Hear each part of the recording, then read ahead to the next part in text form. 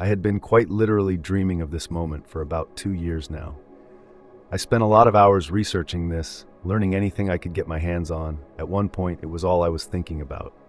DMT. It was finally in my hands, 500 milligrams of pale yellow DMT from a legitimate source. I was going to share a large portion with my friends, E, W, and V. We soon ran into complications after meeting up at E's house. No one had a milligram scale. I divided it on the table into 11 40 milligrams and 160 milligrams dosages. We tried a downgraded version of the DMT machine, a water bottle, aluminum foil, and an airtight seal. The result was a lung full of failure and burnt plastic.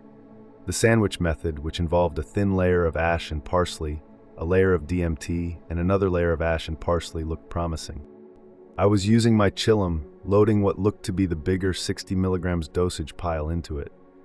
I was a bit nervous, taking deep breaths. I was trying to be prepared for what I was about to experience. I've always read that no one ever is. I tell my friends to put on lateralis by Tool, dim the lights, and to time how long I take the hits for. I'm careful not to burn the DMT, for it would waste the material. I take a large hit, expecting an unpleasant plastic taste and lungs hurting. Neither. It felt even smoother than air. 30 seconds go by with the first hit still in my lungs. I take another huge inhale without exhaling the first hit. This time, not so much worried about burning the material and more about using all of it. I can feel my heart pounding, and I can feel some of the effects. My vision looks more spaced out, and I'm unraveling something. I lay down, still with both hits deep in my lungs. I feel as though a powerful entity is looking down at me. It's expecting something, I could tell. I let out my hits at 2 minutes and 15 seconds, and I feel exhausted for holding it in that long. Extremely lightheaded. I shut my eyes and listened to the music. Kaleidoscope patterns flew by me. I was being shot up into this different plane of existence. I felt as if my brain was melting from the pressure. Vivid blue, purple, and hot pink eyes going on this checkerboard pattern around me. I see an old petrified Indian lady in a ceremonial headdress, hot pink and dark blue, missing half of her body in the darkness. She had a hot pink spiral next to her that made it feel surreal and natural for me to be here. It fades away in an instant. I hear a voice phase through the music. "Are you all right?" It sounds like my mother. So much to process, so much to endure. I started getting anxious. I thought to myself, as entities of a formless vibration passed by me, why would anyone choose to do this to themselves? Is this truly the end? Was normalcy not good enough for me? When will it be over? I see 1,000 eyes surround me floating upwards, each having their own opinion on me as they opened. I couldn't handle their judgment. It fades into the perpetual motion mindscape. These impossible patterns flowing towards me, it's just indescribable and intense. I wondered how it could get any worse. It's just too much to handle. It seemed endless, like I was going to never return because I was too far gone. I reached this Buddhist palace that's gold, purple, blue, and incredibly shiny. I'm flying through it. I see columns inside and a large doorway, though this whole place was almost indistinguishable from the patterns flying by me. It was as if I dove into the patterns to find this place. I'm shifted upwards, or maybe it was the patterns that shifted. I see Buddha's face in extreme detail, smiling at me. Purple, blue, and wearing hoop earrings. My heart was pounding. I was breathing heavily. I was amazed, still anxious, fearful of my health, but at least he was a familiar face. His smile wrapped around his face, and he had engulfed himself in it. I opened my eyes to see a dark green, petrified Indian statue, giving me the feeling as though I shouldn't do that. She reminded me of my aunt at the time. All these incomprehensible visions, I had been on the verge of collapsing and losing my mind for quite some time now. I try to remind myself of reality. Anything at all, like who I was, what I enjoy, what I don't like. I thought it might give me comfort knowing something about myself. It felt as if I was fighting the experience when I did this. The more I tried remembering, the more anxious and mind-exploding it got. I listen to the song and hear, beckons me to look through to these infinite impossibilities.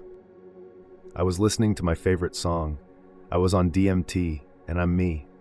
That's all I needed to know. A warm sensation built up inside my chest, my anxiety vanished, and I was spiraling deeper into this entangled yellow and blue cosmic web before me. I was now comforted by my visions. I could see them greeting me, warming me. Purple and blue Indian entities that meant so much to me, yet I knew so little about them. A gut feeling tells me my mind was expanding into a green fractal flower, flying through indescribable kaleidoscope patterns, mesmerizing entities, and a feeling of serenity followed. I come out of this hot pink-colored river while 4 blue and pink vacationers at the river bank take photos of me. Very vivid. I go back underwater to find I'm back in this trans-dimensional hyperspace. I'm not anything, really. I just had a warm feeling in my heart and never wanted this to end. Usually I'd describe something while it was happening so I could better remember when I write it down later. But I had decided to stop trying and let whatever was going to happen, happen. It certainly happened. Nets of checkerboards fly at me in this sort of 2D form, but yet had depth. They were blue and pale red. I could no longer have thought after that moment. The impossible was unfolding itself 1,000 times before me. Not a single word came to mind. The intensity felt as if it was rising, yet I was still warmed by it. I'm curious. I look to the left and see a yellow fire conjuring up. I look to the right and see red bubbling from the blackness. I look forward. The nets are still flying towards me, infinitely, deeper and deeper into it. I'm observing the patterns. Then what appeared to be another Indian entity who was powerful and bared much responsibility telepathically spoke to me. "You're the quiet one." I could feel myself going deeper and deeper, just a little more. I hear my friend W snickering. The patterns break apart, and I knew the experience had ended. I opened my eyes to see a somewhat distorted, wavy reality. I was not mad at him like I usually might be. I forgave him in an instant. After such a beautiful experience, there's no use in being mad. After all, had it not been for these friends, I may have never gone on this journey. I get them to turn off the music and ask them what they were laughing about, and W says he was giving the motion to E to teabag me. Of course they wouldn't actually do this, but I thought to myself, I seriously put my trust for 9 minutes in these guys? Even after all the seriousness, confusion, beauty, chaos, and terror of it all, I couldn't help but crack up at the mental image of W signaling E to teabag me. It was dumb and immature, there's no doubt about it, but it was just good to be back and laughing so easily with friends. It felt as though I forgot most of it. It was quickly fleeting like a dream.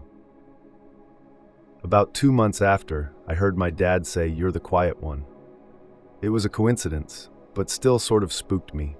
I had an anxiety attack while smoking cannabis around that time too. I felt as if I was on DMT again. No visuals, but my mind was in a mass confusion state that can only be compared to what I experienced on DMT.